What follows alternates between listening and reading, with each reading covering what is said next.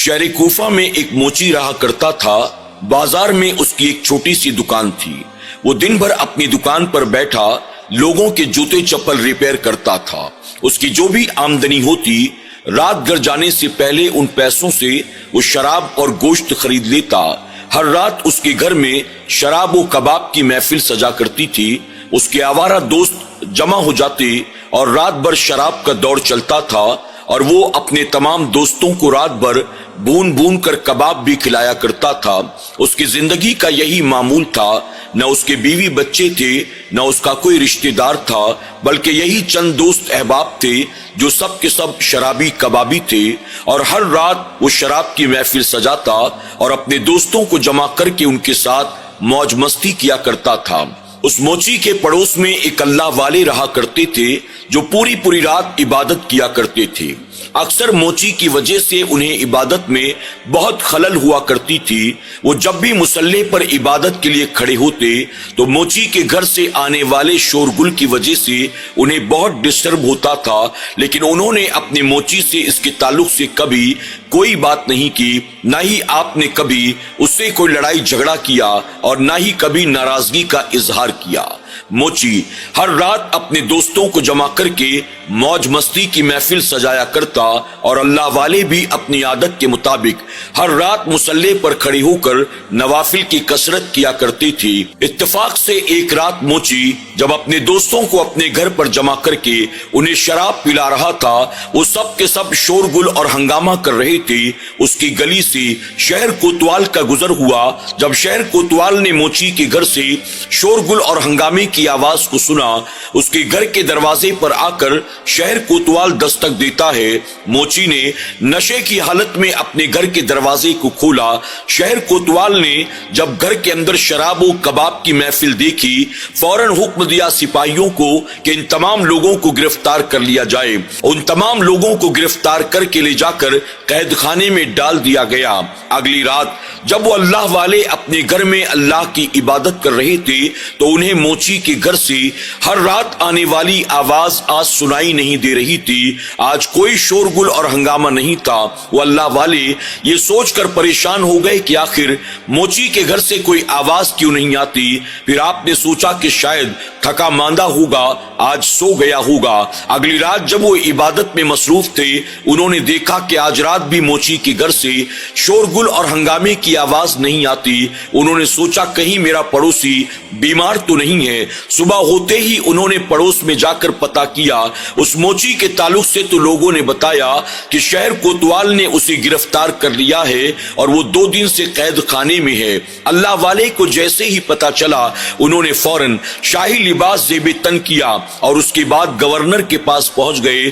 Governor کی خدمت میں جب وہ حاضر ہوئے، گورنر آپ کو دیکھ کر بڑا پریشان ہوا۔ ادب سے سلام کر کے عرض کرتا ہے کہ حضور، آپ نے مجھ فقیر کے پاس آنے کی تکلیف کیوں کی؟ آپ مجھے حکم دے دیتے، میں خود آپ کی خدمت میں حاضر ہو جاتا۔ آپ مجھے بتائیں آپ کے آنے کا مقصد کیا ہے؟ اس پر وہ اللہ والے کہتے ہیں، میرے پڑوس میں ایک موچی رہتا ہے، شہر کوتوال نے 2 دن پہلے اسے اس کے دوستوں کے ساتھ گرفتار کر لیا ہے۔ میں اس کی سفارش کے لیے آیا ہوں۔ میں چاہتا ہوں کہ اس کو شہر کوتوال سے کہہ کر آزاد کر دیا جائے۔ گورنر نے جیسے ہی یہ سنا، فوراً کہتا ہے کہ حضور، اس چھوٹے سے کام کے لیے آپ نے خامخواہ میں تکلیف کی۔ آپ مجھے کسی خادم کے ذریعے پیغام پہنچا دیتے تو میں اس موچی کو ترنت رہا کرا دیتا۔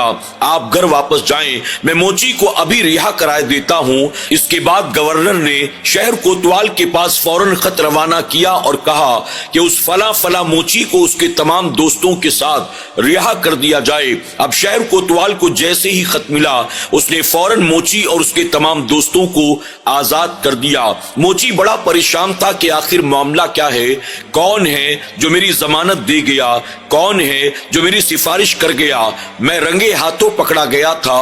میں نے تو یہ سمجھا کہ مجھے کوڑے لگائے جائیں گے، میں نے تو یہ سمجھا کہ مجھے قید خانے میں ڈال کر سزا دی جائے گی، لیکن مجھے تو بآسانی آزاد کر دیا گیا۔ موچی نے جب اس بارے میں پتہ کیا تو اسے معلوم ہوا کہ اس کے گھر کے پڑوس میں جو اللہ والے رہتے ہیں، ان کی سفارش کی وجہ سے اسے رہا کر دیا گیا ہے، اب وہ موچی فوراً شرمندہ ہوتا ہے اور اپنے گھر کی طرف روانہ ہوتا ہے۔ اپنے گھر جانے سے پہلے وہ اپنے پڑوسی اللہ والے کے گھر جاتا ہے اور جا کر ادب سے سلام کرتا ہے اور سلام کر کے کہتا ہے کہ حضور، میں ایک مدت سے آپ کے پڑوس میں رہتا ہوں، میں نے تو آپ کی راتوں کی نیند اور عبادت میں خلل ڈالا، آپ نے اس کے باوجود مجھے اف تک نہ کہا۔ میں نے آپ کے پڑوسی ہونے کا حق کبھی ادا نہ کیا، لیکن آپ نے پڑوسی ہونے کا حق ادا کر دیا۔